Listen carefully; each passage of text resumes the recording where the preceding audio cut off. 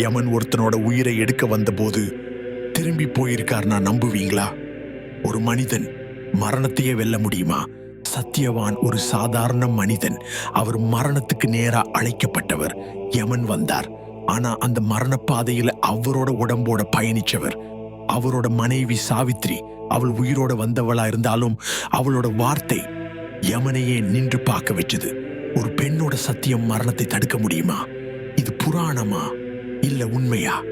சாவித்ரி சத்தியவானோட உயிர்காக யமனோடே நடந்து போனாள்.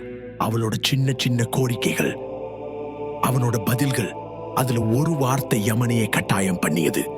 எனக்கு ஒரு பிள்ளை வேண்டும். யமன் தான் சொன்னார், வரம் தருகிறேன். ஆனா அதுக்கு கணவர் இல்லாம எப்படி?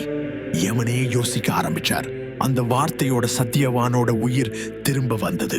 மரணத்தை வென்ற வார்த்தைகள், வழியில் நடந்த அசுர சக்தி. 3ஆம் கான்க்கு சப்ஸ்கிரைப் பண்ணுங்க. பயப்படாதவர்கள் மட்டும் வந்த வழி இது.